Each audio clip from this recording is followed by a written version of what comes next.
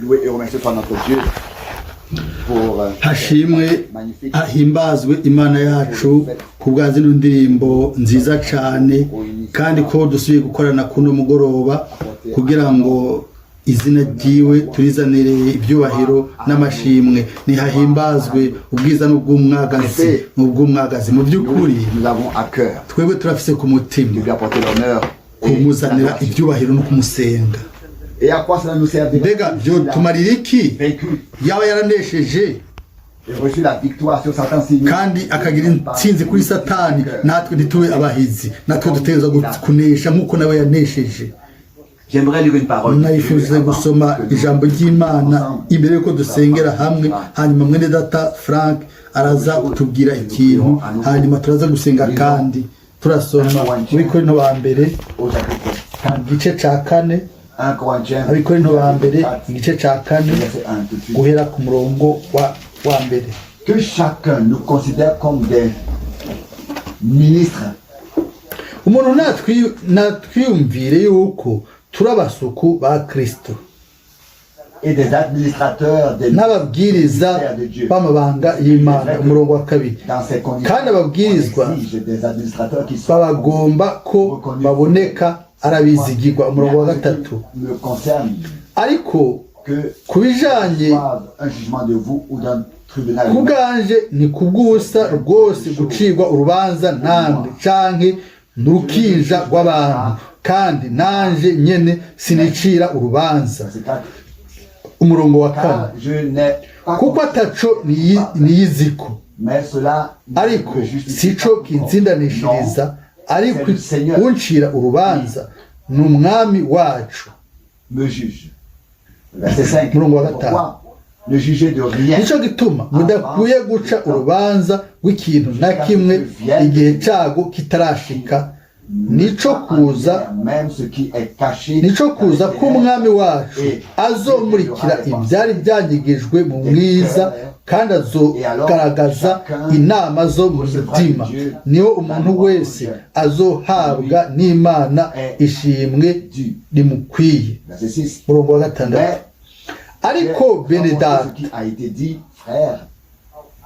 ivyo mbyigereranije ko jewe na Apolo ku bwanyu nk'igishushanyo, kugira ngo ivyo mvuze kuri mwebwe bibigishe kutarenga ivyanditswe. Kutarenga ivyanditswe, ntihagire umuntu yikakisha arwana ishaka ry'umwe akagaya uwundi. Murongo w'indwi, ninde aguteye kwitandukanya n'abandi? Kandi ico ufise utahawe ni giki? Ariko namba waragihawe, ni iki gituma wirata nk'utagihawe? Mumaze guhaga, mumaze gutunga, mwimye nk'abami, tutarimwo. Erega icoma mukaba mwarimye, kugira ngo natwe twimane namwe, kugira ngo natwe twimane namwe. Kuko niyumvira yuko twebwe intumwa Imana yatwerekanye nk'abari hasi inyuma ya bose, nk'abagerewe kwicwa, kuko twacitse akabarore mu isi, mu bamarayika no mu bantu. Twebwe turi bipfuku bwa Kristo, mweho muri abanyabwenge muri Kristo. Turi abanyantege nke, muri abanyabushobozi, muri abanyacubahiro, turi nkengero. 11, gushitsa n'ubu twishwe n'inzara n'inyota, twambaye ubusa, dukubitwa ibipfunsi, tubura uburagamo, dukoresha amaboko yacu tugatama, quotidien. Si on nous insulte, iyo badutuka nous turabahezagira, si on nous persécute, iyo baduhama nous nous tenons pas. turihangana, Verset 13. Si on nous iyo insulte, batwambika nous donnons la ibara parole. Nous sommes devenus turabahoyahoya, les ordures du monde, twahindutse umwavu w'isi communs jusqu'à aujourd'hui. n'udu 14. Je Ko- n'écris pas ceci n'udukokogwa kuri bose gushitsa nk'ubu. Ibyo simbyandikiye kubatetereza, s'avertir comme mes enfants. ariko ni nko Verset 15. kubahanura nk'abana banje nkunda, kuko naho mufise muri Kristo abababera ibihumbi, abababerera ibihumbi 10, ntimufise baso benshi, kuko ari jewe nababyaje ubutumwa bwiza muri Kristo Yesu. 16. En guise d'avertissement. Nico gituma ndabinginga munyigane. Verset 16, verset 17, pardon. C'est Cumi n'indwi. précisément pour cela que Nico je gituma voulais aussi envoyer Timothée, batumye ko Timoteyo umwana wanje nkunda dans le Seigneur. Il vous ayobokera umwami wacu, azobibutsa inzira zanje zo muri Kristo, nk'uko nigisha hose mu mashingiro yose. Verset 18. 18. Ariko bamwe bikakisha, En fait, biyumvira yuko pensant que je ne biyumvira yuko ntazoza iwanyu. mais si c'est la volonté du Seigneur, 19. Ariko nzoza vuba, bientôt. umwami wacu ntiyabigomba, Alors, non pas les paroles kandi de ceux si amajambo qui se sont y'abikakisha nzomenya, en fait ariko n'ubushobozi bwabo. leur puissance. Amen. Verset 20, car ce n'est Kuko pas ubwami bw'Imana atari ubw'amajambo, ariko ni ubw'ubushobozi. Verset 21, que des 21. Mugomba iki? Koza iwanyu nzanye inkoni, canke nzana urukundo n'umutima w'ubugwaneza. jusque là, c'est Gushika ngaha iri jambo ry'igiciro ry'Imana le 5e bwanje umurongo wa 5 wo muri si grand, kino si important. cyanditswe wa mbere uhambaye. Nico gituma mudakwiye guca urubanza rw'ikintu na kimwe igihe cago kitarashika. Réfléchis à Naciye cela. nibaza kuri ibi, Et je me suis dit, maze ndibwira nti twebwe abantu tout ceci fait que nous dukozwe ku buryo duca urubanza vuba na vuba, mbere rimwe na rimwe et nous pensons avoir raison. twibwira ngo tufise ukuri, ariko Il se peut que ce ne soit bishoboka yuko atariko biba pas. Nous biri. devrions tout Twategerezwa laisser à Dieu. kurekera byose Imana, niko Pawulo avuga hano, gushikaho umwami azozira, azoshira mu muco n'ibinyegeje mu mwiza, azogaragaza n'ibyiyumviro byo mu mitima. Aho rero umwe wese azohabwa n'Imana amashimwe amubereye. Chers frères et sœurs, Bakundwa bene data na bashiki banje, ndizera yuko ijambo ryose nous pouvons réfléchir à twoshobora chaque parole, kuryibazako, à chaque mot, à chaque phrase. ijambo ryose iryungane ryose, kuko Ce sont des paroles n'amajambo y'ibwina. et Paul, Pawulo en tant que Père en Christ, nka data muri Kristo yazanye ano majambo yo kugabisha mu bwoko bw'Imana kera, et leur a montré abereka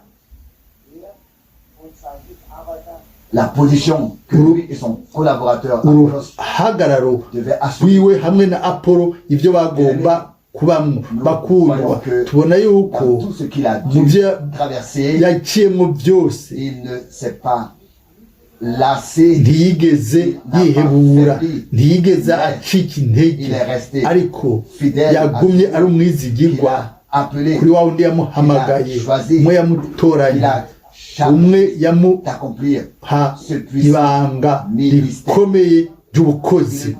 Arabivuga mbere guhera ku ntango, guhera ku murongo wa mbere, ngo umuntu natwiyumvire yuko turi abasuku ba Kristo n'ababwirizwa b'amabanga y'Imana. Ego, mu by'ukuri il était un défenseur, yari umuntu agwana, aharanira, ministre de Christ, yari umukozi wa Kristo, yari umukozi w'amabanga ya Kristo. Mu byanditswe mu byete Pawulo yanditse harimo amabanga menshi yahishuwe. Petero mbere arabyemeza, iyo dusomye mu cyete cya Petero que nous voyons tukabona yuko mu by'ukuri ko Imana yamukoresheje kiriya gihe. Twese turazi yuko il était Donc Paul pawulo yari umumarayika w'ishengero rya efeso et que Dieu l'a effectivement imana by'ukuri yaramukoresheje et nous voyons turabona qu'il était devenu yuko yabaye umugisha kuri benshi mbere un obstacle pour beaucoup. ashobora kandi ko yabaye igitsitaza kuri benshi batagomba kumva baca mu nzira zabo baca mu byiyumviro byabo Mais il ariko était entièrement yabaye de haut en bas. mu Pourrions-nous bintu dire byo hejuru no mu byo hasi yuzuye ubuntu bw'imana yuzuye ubushobozi bw'imana il pouvait en effet dire mu by'ukuri yashobora kuvuga nous éprouverons ati ceux tuzogeza qui s'enflent d'orgueil. aba bikakisha bakibwira ngo hari ikintu bari Nous les éprouverons. tuzobagerageza atari ku majambo yabo ariko ku bushobozi bwabo Non pas par leurs paroles, mais par atari ku majambo ya ku bushobozi louange et remerciement. amashimwe no guhimbazwa bibi by'imana yacu yizigirwa turahaguruka dusenge dusabe umugisha data wera dukoraniye hano kuri uno mugoroba ngo ukundi gusa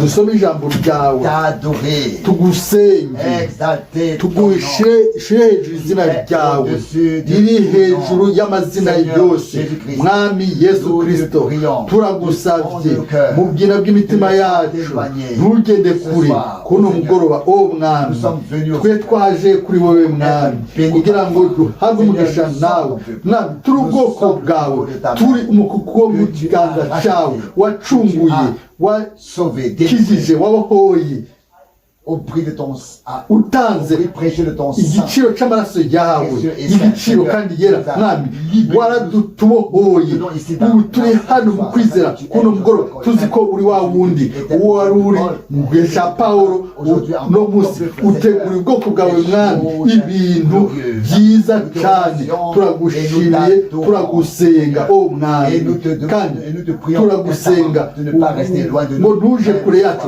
no kuri uno mugoroba mwami udufashe uduhezagire umanuke uze kuri twe o mwami n'ububasha bwawe bw'imana na mpemu wawe mwami turagomba cyane wewe turakugomba wese mwami no kuno mugoroba uduhezagire twese mwami abakoraniye hano kuri uyu mugoroba umuto n'umukuru mwami ukure mu nzira ikintu cyose cyoza guhungabanya mu mitima yacu kugira ngo dushobore kuza imbere yawe twidegembya dushobore gutangara tuti uri hano mwami amashimwe n'ubwiza no gusengwa ni iby'izina ryawe ry'ubwiza ryera rya yesu ubandanye kuduhezagira mwami ubandanye kumane nawe uhezagire mwene data n'igihe aza kuzana ijambo ryawe tuzuhezagire wese natwe dushobora kumva ijambo ryawe kubw'ubuntu turagusenga mwami turagusenga kandi udufashe twese mwami kandi tuzoba dufashijwe mu izina ryera rya yesu amen. Dushimire umwami ko atwemeye gusubira kuba hano ngo dusenge nk'uko tumaze kubyumva. Pawulo nawe yaciye mu bintu by'ibigeragezo byinshi ku mpera iyo urugendo rwiwe yashoboye kuvuga ati narwanye intambara nziza, ndangije ukwizera, nagumije ukwizera, sinatiriganye, ahwereye ubu none igitsibo cy'ukugoroka ntagihawe. Aho rero byose byari birangiye, byose byari byibagiwe, tuca twibanira n'umwami ibihe byose. Iyo gusa nimba bimeze uko twese twaba tumeze neza, sivyo? Twese byogenda neza. Turafise ukugomba gusenga. Ndibaza hari mwene mushiki wacu agwaye, amugaye, atanabona, umuntu adashobora kubona ngo agende, aba ari akaga. Turagomba kwibuka, kumwibuka mu buryo budasanzwe, atari gusa kumwibuka ariko duharure ko Imana iza gukora igitangaza. Benshi barashobora kwibuka abagwayi ariko ndizera ko imana yaratweretse mu ijambo ryayo ko we n'ijambo ryiwe bari umwe kandi ijambo ryiwe n'ibikorwa byiwe birahuye turashobora kubyizera amajambo yanjye ntashobora kwamba ahuye n'ibikorwa byanje namwe niko bimeze twebwe ntidushobora kuba twubazanya ibintu byinshi ariko imana amajambo yayo n'ibikorwa byayo birahuye turashobora mbere kuja kure turashobora kwizera yuko mbere n'ishengero ryiwe n'amasezerano imana yakoze bizoguma ari iby'ukuri ntidushobora kureka ikindi cyumviro ngo kize muri twebwe ikindi cyumviro cyose ni ugukekeranya ku majambo y'imana imana ubwayo turagomba yuko guhera ubu tumenye 100% ko inyishu ari iy'imana mu by'ukuri ntituri hano ngo dusenge gusa dusengera abagwayi kugira ngo bahezagirwe ariko kugira ngo bakire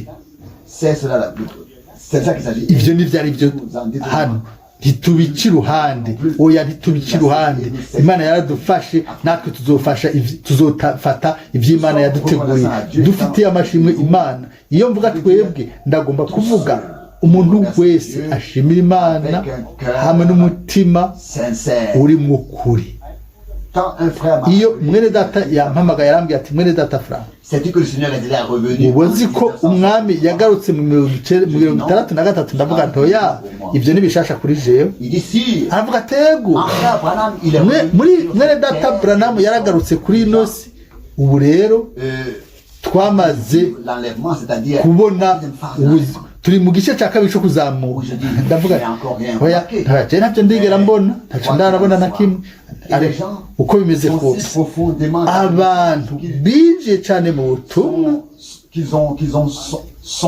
maze baranyitse nta muntu akibabona ariko imitima yacu irababazwa niho mwene data Branham yagize itangazo rimwe aravuga ati mu by'ukuri mbega ubutumwa n'ubuhe hanyuma aca arishura wenyine ikibazo aravuga ati ni akamo kugukangura aravuga ati ubu ni akamo kugukangura Bitesalonike ba mbere 4 aca aravuga ati rero akamo kugukangura karamaze kuba icya kabiri nuko umwami azoca amanuka maze igihe ako kamo kazoba kamaze kumvikana abantu rero baca bahimba baca barema ariko ubu rero twebwe turashobora kurengana kuko kuzamurwa no kugaruka k'umwami iyo abantu basoma imirongo 4 ikurikira bari kubona yuko havugwa ngo niho amatara niho amatara bayoza aca ava kuri kimwe akaja ku kindi muri Matayo 25 havugwa ngo hagati mu gicugu humvikana ijwi ngo umukoraje nimuhaguruke mugende kumusanganira ni ibintu biciye bugufi ubandanije gusoma ndiwo simikino y'umugwanizi ngo ugomba kumenya ko ari mpemu w'Imana akurongora kuri kose mpemu w'Imana niyo mpemu ishikamye hano ku isi abana b'Imana bukuri nibo bana b'Imana basikamye ari abantu batekanye ku isi y'Imana nivyo turazi neza yuko mu bihe byose umwami yamye afise abantu bagomba kurindira bakumva neza ibyo yavuga birashoboka tugomba gucira urubanza umuntu n'umwe ariko twihuse turagomba kwibaza ibintu bitandukanye n'uko umwami yabivuze umwami yaravuze rimwe kuri Yohana ngo nimba ngomba yuko agumaho gushika aho ngarukira we bigutwaye iki Yohana 21:22 ibyo iyo tubisomye biba bikwiye ibyo byaciye bija hose ayo majambo muri bene data ngo umwene data ntazopfa ariko umwami siko yari yavuze siko yavuze bose bace batahura nabi byari byegeranye neza gutahura nabi by'umwami yavuze n'ibyo yakoze ariko je l'ai souvent nk'uko souligné, muze kubishirika ko ugutahura nabi les paroles du Seigneur. ntibiri mu majambo y'umwana Il est en nous, biri muri twebwe, pas dans les paroles de Dieu, si mu majambo y'Imana, pas dans l'esprit de si Dieu. muri muhemu w'Imana. S'il y a un malentendu, Nimba hari ugutahura il nabi est qu'en nous. biba biri muri twebwe. Nous avons entendu une parole glorieuse. Twumvise ijambo ryiza Réfléchis cyane, encore à certaines nagumye choses nibaza que ku nous bindi avons bintu ibyo médité ce week-end. twiyumviye ko muri Elle me paraît ino weekend grande.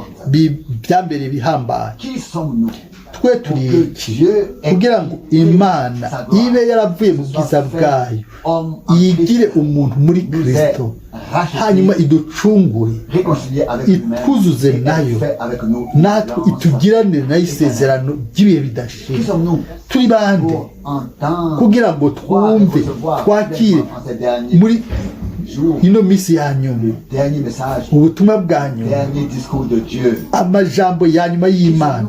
Turi bande Que Dieu nous fasse la kugira grâce. ngo Imana itugirire ubuntu tukaguma tutaborewe, dutekanye, dushikamye gushika ku mpera uko ibintu byogenda kose. Aha niho Pawulo yashoboye gutangara ku murongo wa mbere ngo umuntu natwiyumvire yuko turi abasuku ba Kristo n'ababwiriza b'amabanga y'Imana.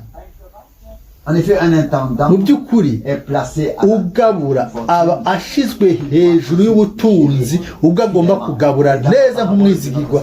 Mu mugani w'umwami wacu havugwa ngo umwami yabihaye abasuku biwe, umwe wese amuha italanto, agarutse azobaza ico twazikojeje. Murazi iyo tugomba kwishura, Yakobo yandika avuga ati mbega twebwe twigisha ntituzokwishura byinshi, ntihagire umuntu yihuta kuba umwigisha. Si ikintu coroshe sur le plan de l'évangélisation. mu kuvuga ubutumwa uwo ari we wese arashobora gushinga intare, ariko ku nyigisho si ikintu coroshe kuko harimo ibintu byinshi birimo. Yakobo 3 umurongo wa mbere, hano mu Bikorinto ba mbere kane umurongo wa mbere, ngo umuntu natwiyumvire yuko turi abasuku ba Kristo. Abantu bose ntibabona Pawulo gutyo, niko bimeze no kuri twebwe, ariko abizeye bose bazomenya ingene Imana ikoresha impano, ubukozi mu ishengero. Igihe cyose Imana irungitse ubukozi ni ukugira ngo bwubake. Murazi mwene data Branham kuri twebwe yabaye akarorero kazima muri kino gihe. Igihe cy'intumwa ni kiramaze 2000, ariko mwene data Branham yabaye akarorero muri no minsi. Ntiyigeze atsitara ahantu na hamwe, yashobora kuvuga ubutumwa bwiza hose. Imana yari kumwe nawe kandi yaramufasha. Ntiyari umuntu yashika ahantu runaka ariko yibaza uku hati aho rero nibo ngomba kwigisha uno munsi. Oya, siko byari bimeze. Ibyo yabazanira bwari ubuntu bukomeye bw'Imana mu rukundo rw'Imana, hanyuma akabinjiza mu kuri kw'ijambo mu buryo bushoboka. Ariko nubwo biruko yakoresha imvugo akavuga kandi ati ninavuga ahandi sinovuga ibintu byose ibyo nshobora kuvuga hano mu ikoraniro ryanje Nyakarambi. Ati iyo bantumye ko mbaye umushitsi tegerezwa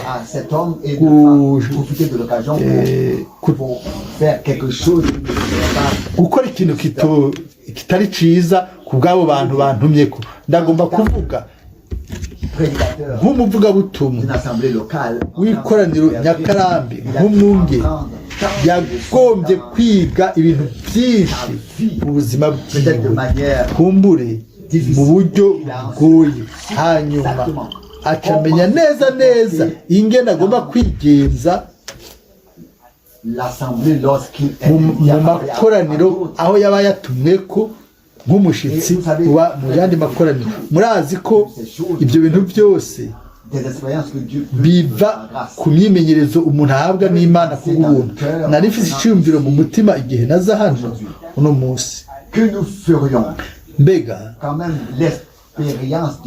dukore imyimenyerezo y'ibyanditswe byose mu masezerano y'ijambo ry'Imana dushobore kuba twabyiteguriye mu buryo bw'imbere tuvuge tuti mwami isezerano riri mu ijambo nabyakiriye mu mutima wanje mu kwizera ubu rero nari nifuza kubona risohora kubw'ubuntu nta kuri twokora ibinyuranye ntitwobandanya n'amajambo gusa oya mu bikorwa ijambo ry'umwami ribwira umunyabyaha kugira ngo akizwe urwaye kugira ngo akire indwara uboshwe kugira ngo abohoke yidegemvye ukeneye umubatizo wa mpwemu yera ngo aronke umubatizo wa mpwemu yera amasezerano yose amajambo y'Imana yose ntagomba kuguma ari byo kwigishwa gusa oya ariko ntagomba kuguma mu majambo bigomba kugira umwimenyerezo umwe wese ku ruhande rwiwe n'Imana ndagomba kuvuga iyo dusoma amajambo y'Imana ntaco byaba bitwaye aho yoba ari hose ariko ni ijambo ritubwira twamaze kumva ngo ntihagire umuntu acira urubanza imbere y'uko igihe kiza Pawulo avuga ati nanjye ubwanje sinokwicira urubanza kuko Imana niyo ica urubanza bitandukanye n'uko twe tudashobora guca urubanza mu buryo bw'umuntu ariko nubwo biru aravuga hano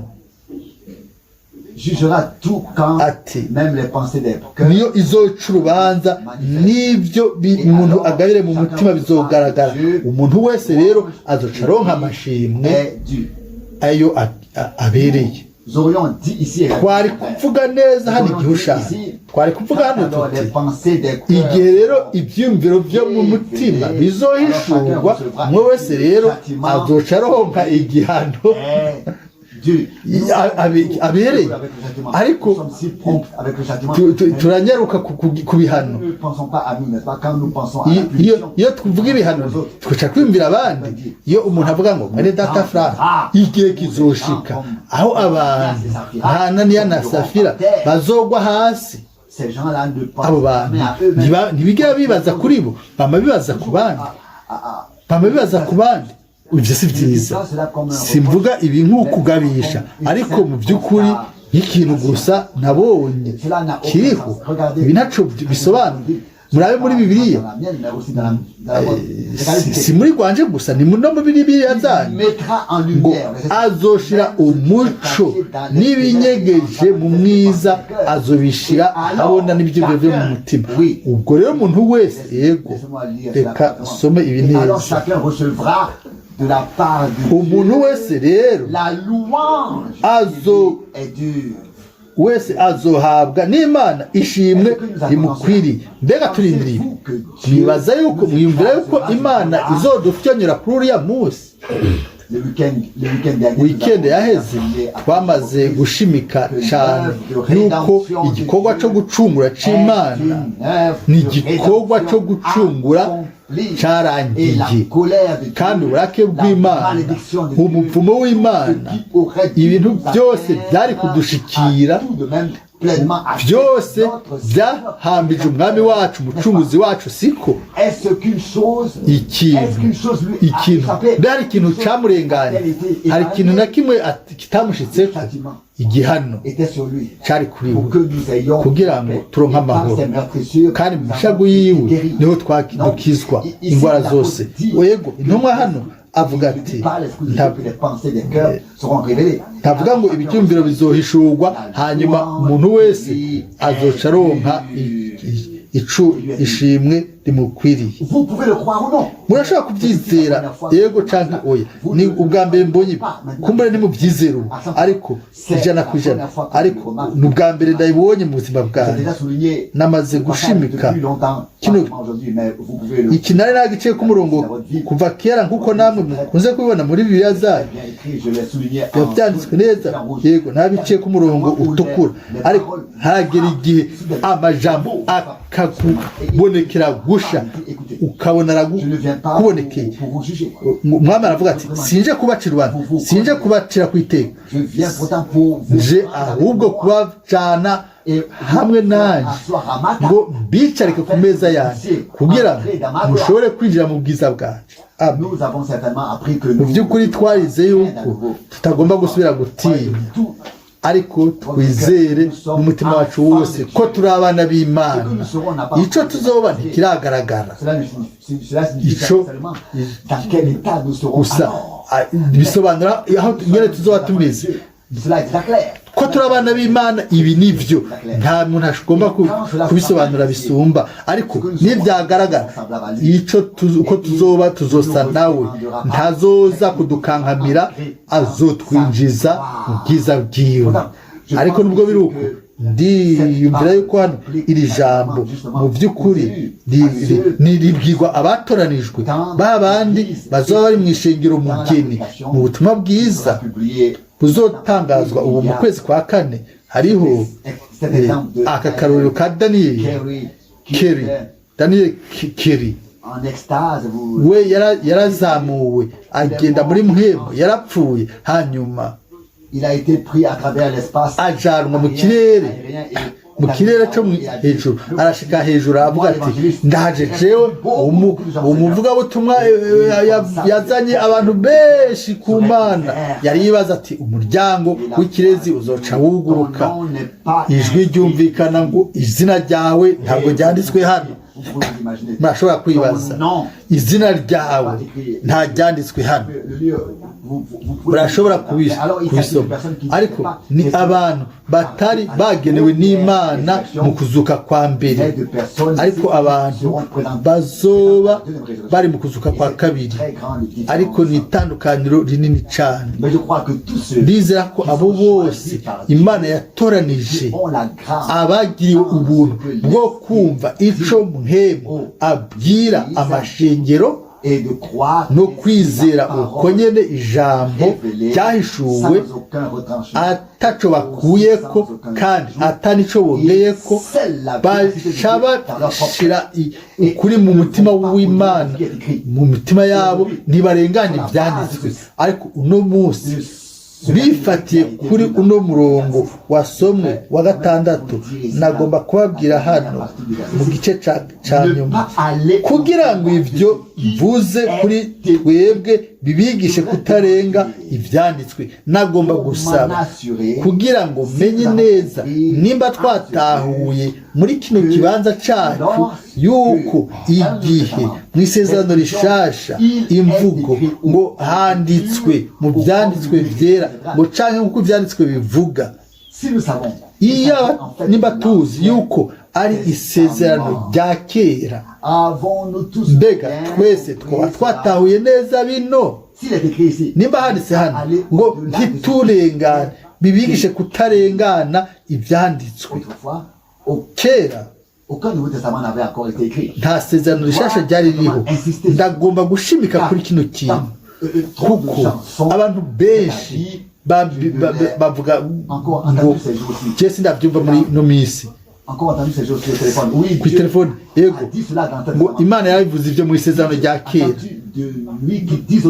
mbega nta kindi bavuga none bagomba kwikosora gute nimba yaravuze ikintu kitari cyo ntigikure jesi je biraba ariko nugutahura nabi kwabizera baragarariza n'ibiganza n'ibirenge bakibwira ngo umuntu agira abashire mu byagezwe nimwumve nta muntu agomba kutuziga kw'ivyo ko twebwe tugomba kugarukana abantu ngo tubashire mu buja bw'ibyagezwe oya ntibyo bari byiza si byiza ariko birakwiye gushimika yuko mu by'ukuri mu byakozwe n'intumwa 17 umurongo wa 11 bari bafise ibyumviro byiza nk'abayuda b'i Tesalonika bakiriye ijambo n'umwete wose kandi basesa ibyanditswe umunsi ku wundi kugira ngo bamenye ko ari iby'ukuri mbega basoma mu Bakolosayi mu bikori basoma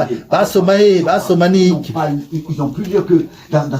basoma mu byo bari bafise mu mu itanguriro gushika kuri Malaki isezerano rya kera nta kindi cyari tugomba kubyumva rimwe gusa burundu tugomba kubivuga kuko abantu batahura nabi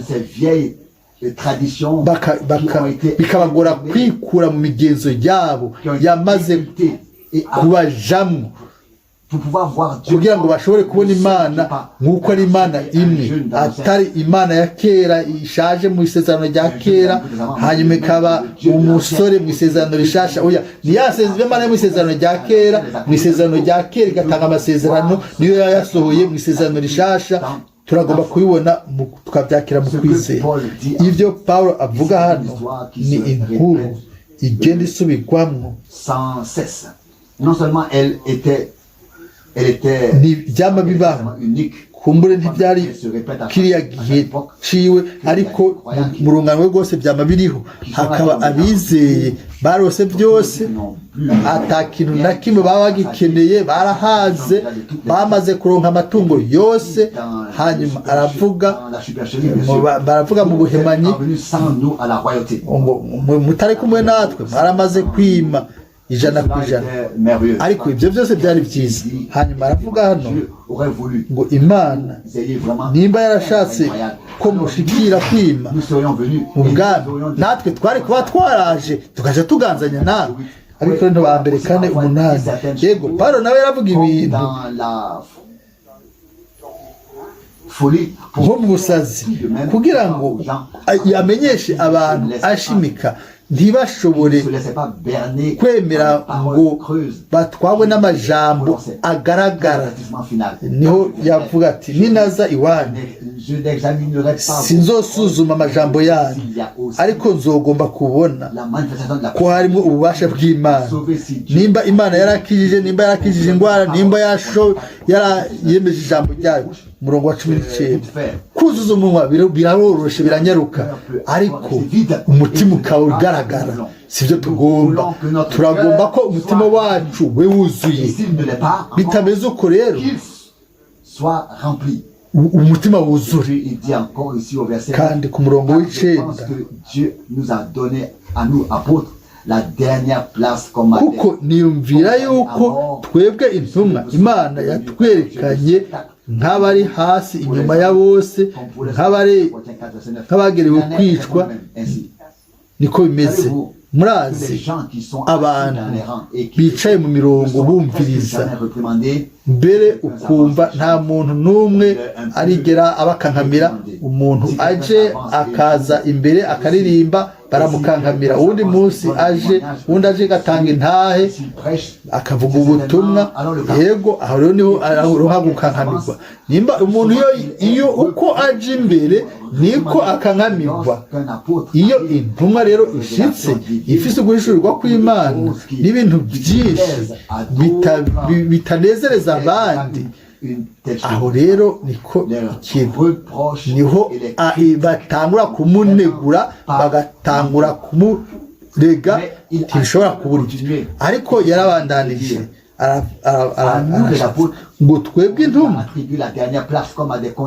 turi nk'abaciye urubanza rwo gupfa niko bitumereye nimba hari umuntu yibaza ngo agiye kuvuga ubutumwa bwiza ntihazoronka ibyubahiro natangura abikore atekanye yego tuzobiraba twese yego tuzobiraba tuzoraba yuko bazomwubaha ntimuhagarike imitima bakunda dukora iki hano kuno mugoroba mbega tugomba gutakaza umwanya wacu oya turagereranya ukugereranya kiriya gihe n'uno munsi niko bimeze kuriya byari bimeze kiriya gihe ijambo ry'Imana ntabwo ari iby'igihe umuntu yovuga ngo byari byo kwa Paulo oya aba bantu n'ubu bariho uno munsi hariho abantu bavuga ngo isezerano rya kera bavuga ngo Paulo wa kera baramaze kuvuga je narabyumvise n'amatwi yanje ngo Paulo yego Paulo yavuze mu gihe ciwe yego nivyo ariko muri we ni mpemu Imana yavuga kandi ijambo ry'umwami igumaho temporel. ntabwo ari iry'ibihe ryama rifise ububasha ibihe byose. Il dit ensuite chaque jour avuga ati umunsi wose baturenza ivu. Je n'écris pas cela. ati sinanditse ibiya ngo mbatetereze. Verset 14 alors. ku murongo wa cumi na Alors qu'il kane les avait déjà embarrassés. igihe yari amaze Qu'il leur avait déjà dit ce qu'il kubabwira ibyo yagomba kwiyumvira byose ingene ibintu byari bimeze. Et qui dit pourtant très poliment, je aca avuga rero atekanya mu ndero nyinshi ati si ukugira ngo atetereze abantu bose bafise mpemu y'Imana bazoca bisubirako bavuge bati ngo yari afise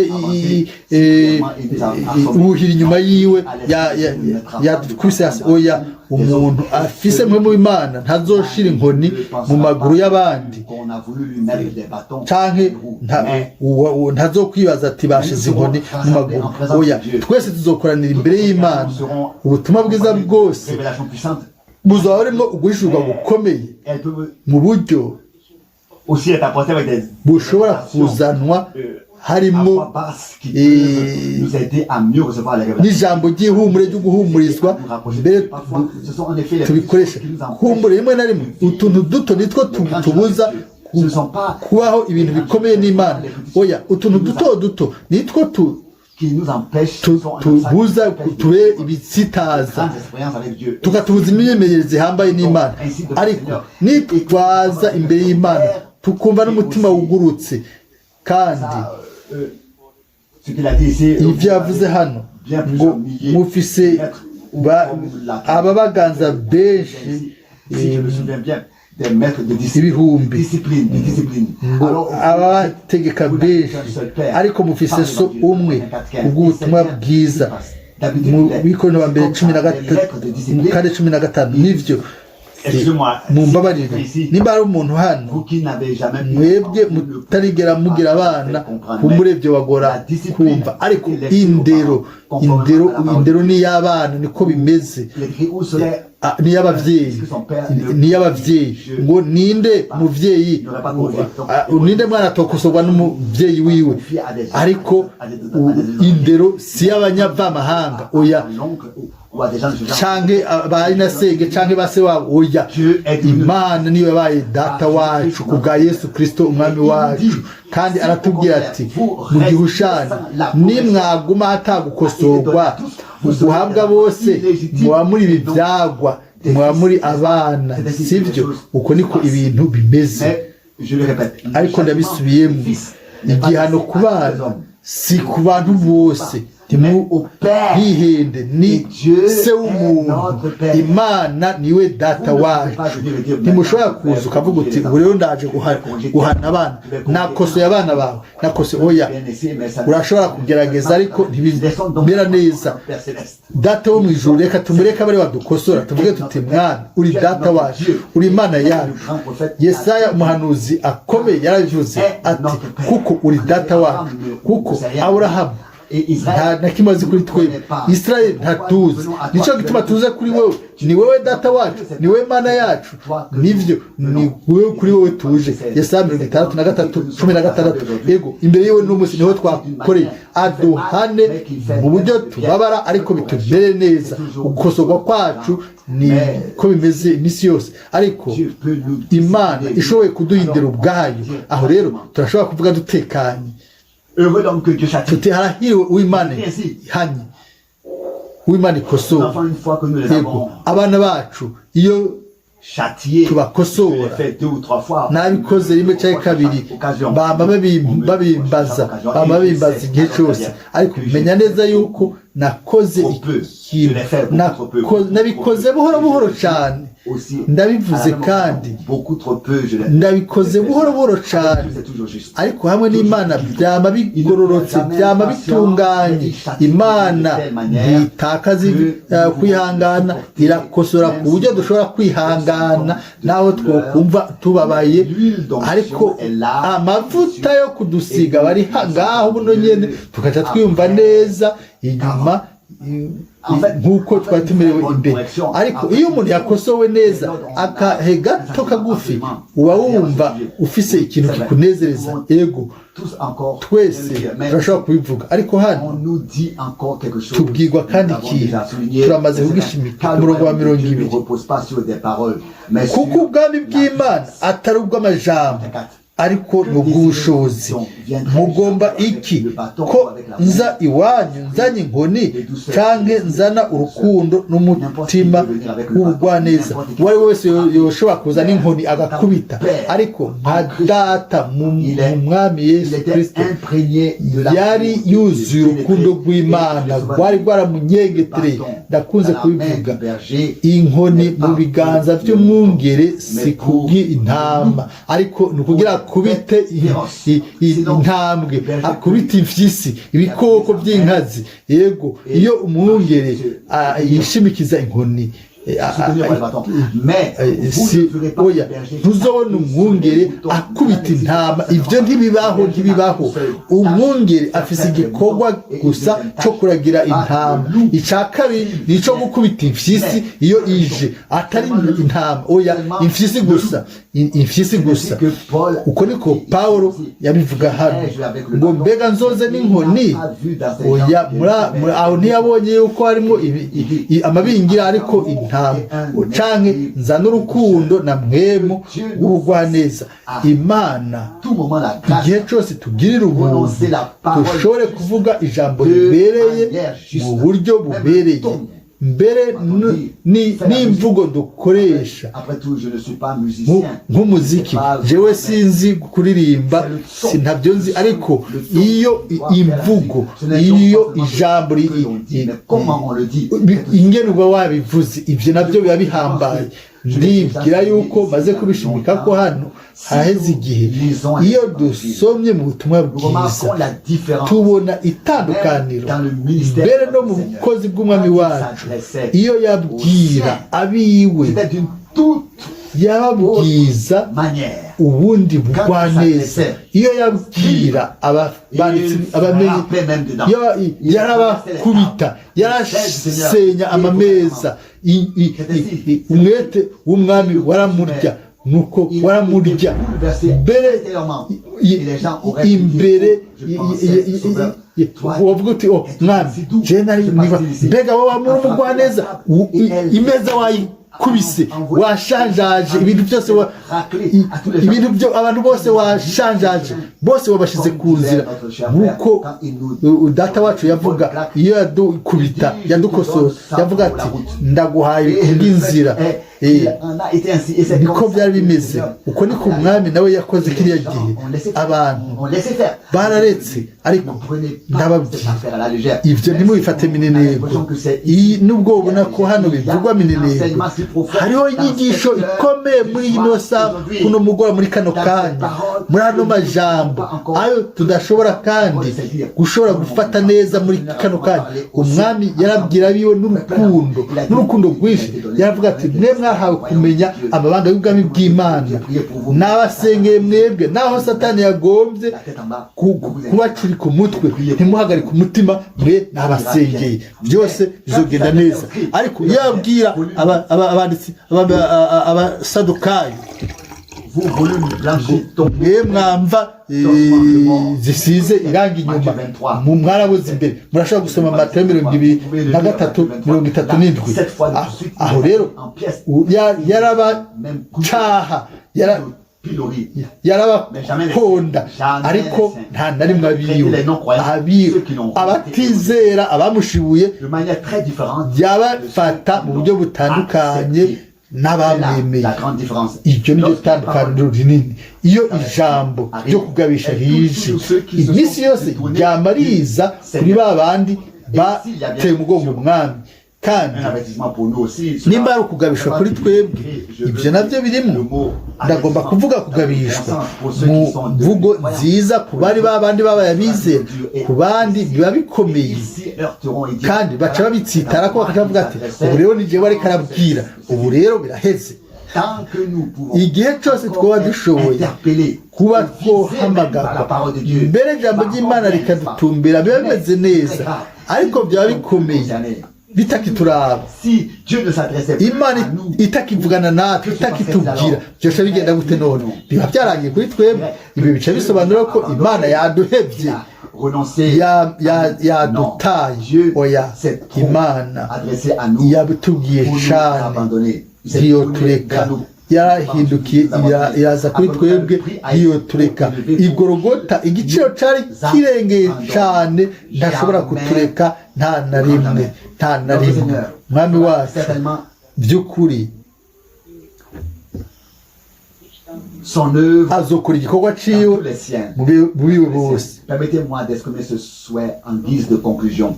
Il me tient à cœur de voir Dieu munyemerere zane ikino ciyumviro mu guheza dans minaje ku mutima ingene imana iriko irakora mu ikoraniro jewe ubwanje nibwiye nti ce n'est pas seulement en parole que tu dois transmettre ce que muntu Dieu si a promis. ibintu ugomba gutanga gusa iby'imana yasezeranye En acte et mu en majambo vérité. ariko mu bikorwa no mu kuri.